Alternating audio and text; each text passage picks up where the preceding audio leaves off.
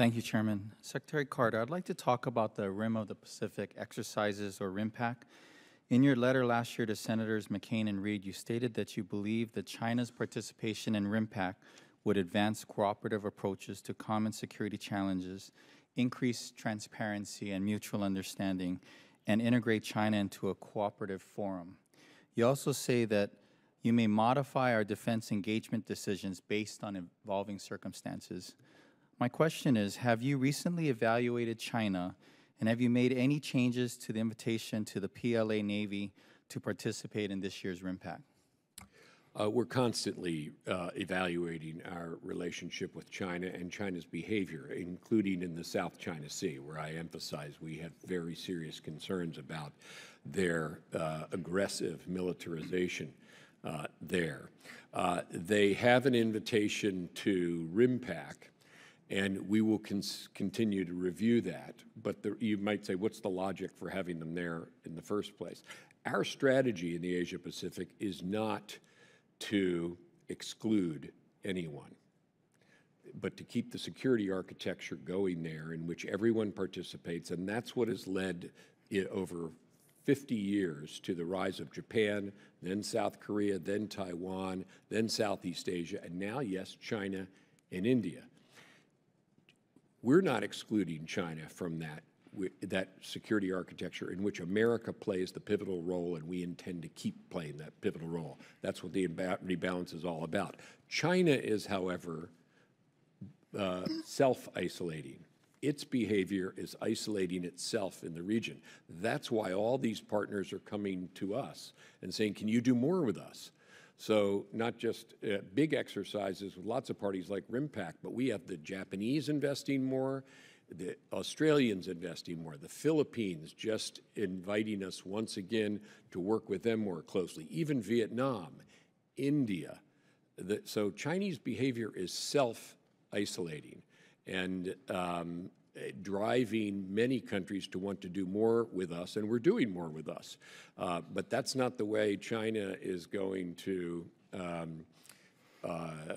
continue to benefit, as it has now for several decades, from the security system and the open system that we, the United States, have underwritten now for many decades.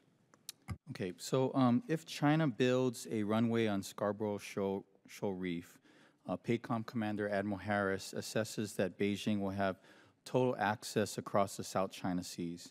Secretary Carter, is China conducting or preparing to conduct reclamation at the Scarborough Shoals, which is only 120 miles from Subic Bay in the Philippines, where our Navy regularly operates? And would you say that this behavior is consistent with U.S. objectives and the regional security environment?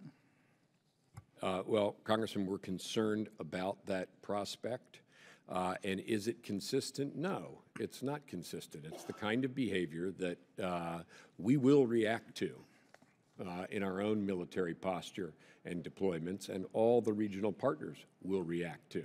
So it will be self-defeating and self-isolating for China. So I hope they don't do that, but we're prepared for that eventuality should it occur. But no, it's not a good thing for them to do that, and they shouldn't. And by the way, I just say, just to be fair about it, that our policy is that no one ought to be militarizing these features. There are these disputes over maritime claims in the South China Sea. Our view isn't to take sides on them. Our view is that everybody ought to resolve those peacefully and not militarize those features, China and anyone else who's done that. But China's done it by far more than anybody else.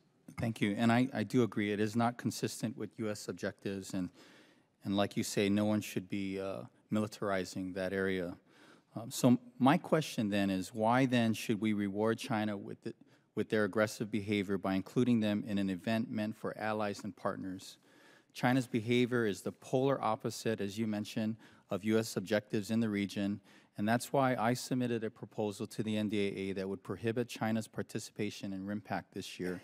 I hope you and your department will reassess this situation and follow suit. you have any comment? Briefly, we have 10 seconds. No, we're constantly reassessing that. I gave you the logic for the invitation in the first place, and we'll continue to reassess it in accordance with your letter. Thank you. Mr. Turner. Thank you, Mr. Chairman.